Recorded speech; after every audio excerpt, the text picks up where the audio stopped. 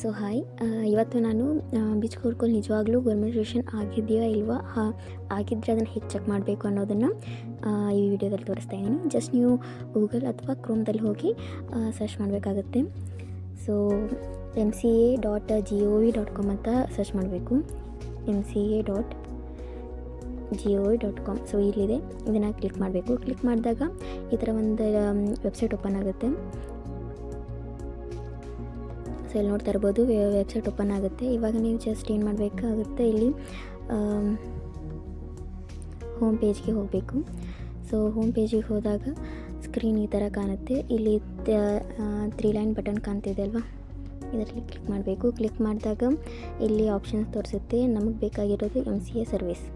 So ಇದನ್ನು click ಮಾಡಿದಾಗ starting the second one master data, ಇದನ್ನು ಕ್ಲಿಕ್ ಮಾಡಬೇಕು. ನೆಕ್ಸ್ಟ್ ಇದರಲ್ಲಿ ಮಾಸ್ಟರ್ ಡಾಟಾ ಸರ್ವಿಸ್ ವಿಧಿ ಅಂತ ಇದೆಯಲ್ವ, ಅದನ್ನು ಕ್ಲಿಕ್ ಮಾಡಿದಾಗ ಈ ಥರ ಒಂದು ಕ್ಯಾಪ್ಚರ್ ಕೇಳುತ್ತೆ. ಸೊ ಕ್ಯಾಪ್ಚರ್ಗೆ ನಾವು ಇದನ್ನು ಟೋಟಲ್ ಮಾಡಬೇಕು. ಲೈಕ್ ಇವಾಗ 39 ಇದೆ ಅಲ್ವಾ, ಪ್ಲಸ್ 50 ಇದೆ. ಸೊ ಇದನ್ನು ಎರಡೂ ಪ್ಲಸ್ ಮಾಡಿದಾಗ ಎಷ್ಟು ನಂಬರ್ ಬಂದಿರುತ್ತೋ ಅಷ್ಟು ನಂಬರ್ ಮಾಡಬೇಕು. ಇದ್ರ ಟೋಟಲ್ ಆನ್ಸರ್ ಎಷ್ಟು ಬರುತ್ತೆ, 89 ಬರುತ್ತೆ. ಸೊ ಜಸ್ಟ್ ಇದನ್ನು 89 ಕೊಟ್ಟು ಸಬ್ಮಿಟ್ ಅಂತ ಕೊಡೋದು. ನೆಕ್ಸ್ಟ್ ಇಲ್ಲಿ ಕಂಪ್ನಿ ನೇಮ್ನ ನಾವು ಕೊಡಬೇಕಾಗುತ್ತೆ. ಕಂಪ್ನಿ ಹೆಸರೇನು, beach gurukul. So beach gurukul ಅದನ್ನು ಟೈಪ್ ಮಾಡಿಬಿಟ್ಟು ಜಸ್ಟ್ ಈ ಥರ ಸರ್ಚ್ ಬಟನ್, ಅದ್ರ ಪಕ್ಕದಲ್ಲಿ ಆ ಲೈನ್ದಲ್ಲಿರುವಂಥ ಸರ್ಚ್ ಬಟನ್ನ ಕೊಡೋದು. ಸೊ ಮತ್ತೆ ಈ ಥರ ಕ್ಯಾಪ್ಚರ್ ಕೇಳ್ತಾ ಇದೆ. ಸೊ 80 + 29 ಅಂತ ಕೇಳ್ತಾ ಇದೆ. ಇದು ಟೋಟಲ್ ಅಮೌಂಟ್ ಎಷ್ಟಾಗುತ್ತೆ, 109 ಆಗುತ್ತೆ, 109. ಸೊ ಇದನ್ನು ಸರ್ಚ್ ಬಟನ್ ಕೊಟ್ಟಿದಾಗ ಈ ಥರ ಬರುತ್ತೆ. ಸೊ ಇದನ್ನು ಈ ಥರ ಸ್ಕ್ರೋಲ್ ಮಾಡಿ ಕೆಳಗಡೆ ಬಂದಾಗ ಬೀಚ್ ಗುರುಕುಲ್ ಪ್ರೈವೇಟ್ ಲಿಮಿಟೆಡ್ ಅಂತ ಬಂದು ಕೆಳಗಡೆ ಒಂದು ರಿಜಿಸ್ಟರ್ ನಂಬರ್ ಬಂದಿದೆ, ಅದನ್ನು ಕ್ಲಿಕ್ ಮಾಡಬೇಕು. ಕ್ಲಿಕ್ ಮಾಡಿದಾಗ ಮತ್ತೆ ಏನು ಬಂದಿದೆ, ಇಲ್ಲಿ ಒಂದು ಕ್ಯಾಪ್ಚರ್ ಕೇಳಿದೆ. ಸೊ ಕ್ಯಾಪ್ಚರ್ 28 + 13 ಅಂತ ಬಂದಿದೆ. ಸೊ 13 ಅಂತ ಕ್ಲಿಕ್ ಮಾಡಿದಾಗ ಇದ್ರ ಟೋಟಲ್ ಅಮೌಂಟ್ ಎಷ್ಟು ಬಂದಿರುತ್ತೆ, 41 ಆಗುತ್ತೆ. ಸೊ 41ನ ನಾವು ಏನು ಮಾಡಬೇಕು, ಕೊಡಬೇಕಾಗುತ್ತೆ.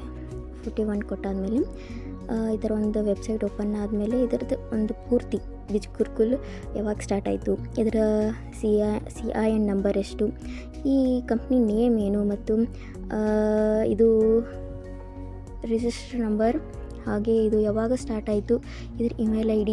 ಸೊ ಪ್ರತಿಯೊಂದು ಡೀಟೇಲ್ಸ್ ಇದರಲ್ಲಿ ನಾವು ನೋಡ್ಬೋದು. ಹಾಗೆ ಇದರಲ್ಲಿ ನಾವು ನೋಡ್ಕೋತಾ ಹೋದಾಗ ಇದ್ರದ್ದು ಕಂಪ್ನಿ ಸ್ಟೇಟಸ್ ಆ್ಯಕ್ಟಿವ್ ಆಗಿದೆಯೋ ಇಲ್ವೋ ಅನ್ನೋದು ಕ್ಲಿಯರಾಗಿ ಒಂದು ವೆಬ್ಸೈಟಲ್ಲಿ ನಾವು ಗೊತ್ತಾಗುತ್ತೆ.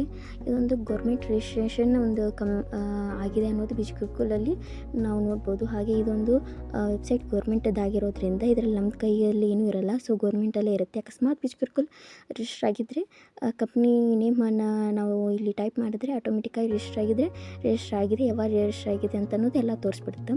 ಅಕಸ್ಮಾತ್ ಏನಾದರೂ ಇದು ರಿಜಿಸ್ಟರ್ ಆಗಿರಲಿಲ್ಲ ಅಂತಂದಿದ್ರೆ ಈ ಕಂಪ್ನಿ ನೇಮ್ನ ಬೀಚ್ ಗುರುಕುಲ್ ಅಂತ ಟೈಪ್ ಮಾಡಿದಾಗ ಎರರ್ ಅಂತ ಬರ್ತಿತ್ತು. ಈ ಥರ ಫುಲ್ ಇನ್ಫಾರ್ಮೇಷನ್ ಏನೂ ಬರ್ತಾ ಇರಲಿಲ್ಲ. ಸೊ ಇದರಿಂದ ನಮಗೆ ಗೊತ್ತಾಗೋದು ಏನಂತಂದರೆ ಬೀಚ್ ಗುರುಕುಲ್ ನಿಜವಾಗ್ಲೂ ಗೌರ್ಮೆಂಟ್ ರಿಜಿಸ್ಟ್ರೇಷನ್ ಆಗಿದೆ. ಸೊ ಇದರಲ್ಲಿ ಯಾವುದೇ ಥರ ಫೇಕ್ ಇಲ್ಲ. ಓಕೆ, ಸೊ ನಿಮ್ಮ ಒಂದು ಡೌಟ್ ಕ್ಲಿಯರ್ ಆಗಿದೆ ಅಂತ ನಾನು ಅನ್ಕೋತೀನಿ. Thank you for watching. Bye.